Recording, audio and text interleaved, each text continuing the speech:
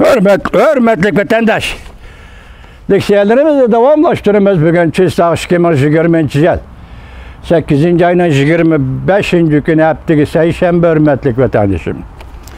Endiki mavzumunda vatandaş. Söz ibare uruşe. Küçüyüşke başladı. Cungo Kompartiyası Zovani, Cungo Kompartiyasının Zovani hesaplanğan mətbuatla umumi 3 bette devlet islakatı Mike Pompeo'nu tanqid qildi. Mavzulu xabar 8. ayının 25. günü Duvit orbitida e'lon qilindi. Xabar mundaq başlandı.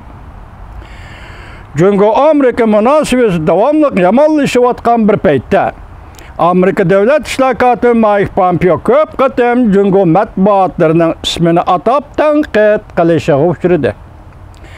8. ayının 25. günü Cungo'nun Zuvani Rimirbo Xalq gazeti 3 betni to'liq ishlatib devlet islakatı Mike Pompeo'nu tanqid qildi. Bu ish keng ko'lamli diqqat qo'zg'adi.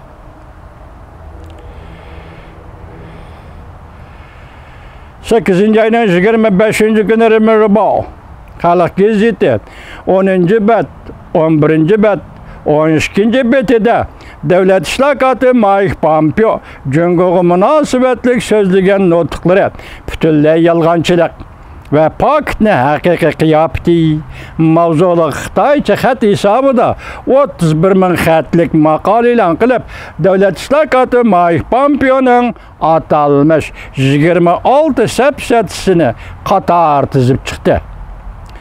Cümleden Hong Kong'a münasibetlik, Şinjan'a, Müstemlike Uyguristan'a çetişlik, qo'sh taraflik soda ve 5. evlat Huawei texnikisi ve Janubi Deniz meselesiga münasibetlik meselelerini qatar tizib chiqdi. Agar devlet islakat Mike Pompeo'nun sözlerini Cungo'lukla sepsetler deydigan bo'lsa, Xudo turibdi üstümüzde, ey Cungo'luk, senin sözlügen sözüne neme deyiş gerek, ey Cungo'luk? Bu yerda yalğançıga başka amal yok. Faqatla onunla eğiz degil olmaydı, eğizden çıkarıl olmaydı, faqatla onunla qattiq besimli gerek vatandaş. Yalğançının yalğançılığı Uygurlarning tilida bir söz var. Abduxoliqning chami deydigan. Bugün Rimirbo ve Rimirbo'nun yazgıcı tahrirleri xuddi bularning yüzü Uygur tilidagi Abduxoliqning chami. Bunun ma'nosi nima? Begiz chiqsaqmi kirmaydi degan gap. Eğer Amerika Qo'shma Shtatlarının devlet islakatı Mike Pompeo sepseten sözlügen bo'lsa, senin sözlügenlerin nima Cungo'luk? Yana bir xabar. Cungo Amerika sodisi Liu Leitzer bir telefonda sözleşdi. İki tarafning axborotida farq cho'ng. Cungo taraf birga va'dalarni tilga olmadi, va'dalarini tilga olmadi. Mavzulu xabar 8. ayının 25. gün Duvit orbitida e'lon qilindi. Xabar mundaq başlandı. Amerika Cungo savdo vakilleri 8. ayının 24. günü telefonda sözleşdi. Ondan keyin ayrım halda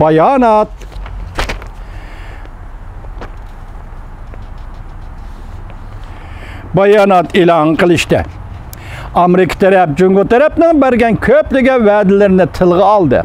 Lekin Cungo taraf axborotida o'zi bergan va'dalarni eg'izga olmadi. Yana bir xabar. Bir haftalik harbiy ishlar xabari. Cungo Kompartiyasi general-mayor Tayvan Bo'g'izi oldingi safiga yetib keldi. Manver qilib alaydi signal tarqatdi. Mavzulu xabar 8. ayının 24. günü Duvit orbitida e'lon qilindi. Xabar mundaq başlandı. Hazır muhokamada unutib qilishi mumkinmish deb qo'yay. Tayvanning prezidenti Tsai Ing-wen Amerika Qo'shma Shtatlarning Tayvan turishliq vakolatxonasining boshlig'i ismini unutib qoldim, tutamay qoldim. Deya Morima shunaq. Vakolatxonasining boshlig'ini yetaklab yoki shu kishining amrolig'ida Tungullatin Jinmin Mazu orolları degandagi Jinmin oralig'i bor vatandaş. Onun keyindili Cungo'nun generali aldın sepki berip demiş. Cenmi mazu teyben üçün eytkanda aldın sep. Bir haftalık harbiy ishlar kuzatish Amerika Jungo münasebet ciddileşken vaziyetga markazlashdi. Jungo dengiz atrofida zo'r ko'lamda harbiy manevr o'tkazdi. Jamoat fikrini zilzilga soldi. Uning keyinda tig'uvchini Tayvan bo'g'ziga qaratdi. Manver Amerikaning harbiy tavakkalchiligini cheklash deb ataldi. Jungo Hindistan chegarasi talash tortish hal bo'lmadi. Beijing urushga tayyorlik qilishga haydakchilik qildi. Tuyuqsiz hujumdan saqlanmoqchi bo'ldi.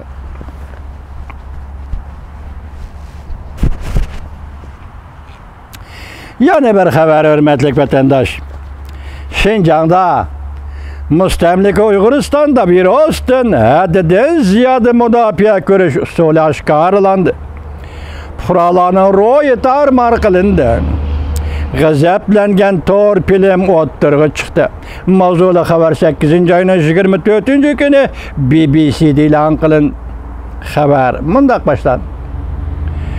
Jungo'nun g'arbi tarafidagi eng keng tuproq Şinjan Uyg'ur avtonom rayonida bu qatimqi virus portlashdan burun yenik kasallangan rayon bo'lib kelgan edi. Wuhan'da virus boshlaganda ta hozirgacha yenik kasallangan rayon bo'lib kelgan edi. Şinjan'da yani müstemlik Uyguristan'da 7. ayının 15. günü yuqumliq virus portlagandan beri 800 nafar kishiga diagnoz qo'yildi. Bularning mutlaq ko'p qismi Urumchida. Kasalga giribdor bo'lmagan kishilarga majburiy dori ichkizish so'zildi vatandosh. Kasal bo'lmagan kishilarga majburiy dori ichkizish aholilarni binodan tushgili qo'ymay qattiq diagnoz qo'yish tadbirlari Şinjan'da aholilarni cheksiz g'azablantirdi. Minglagan, 10 minglagan torbat abonentlari WeChat orqali xat choplab hukumatning yuqorqi tadbirlarini bekor qilishni talab qildi. Diqqat, hozir Şinjan'da majburiy tekshirish. Hozir Şinjan'da müstemlik Uyguristan'da mecburi tekshirish, mecburi doğru ichkizish. Tushunganim dedik. Şinjan xalqini hozir chashqonga aylantirdi, doğru sinaq qiladigan, vaksina sinaq qiladigan dedi.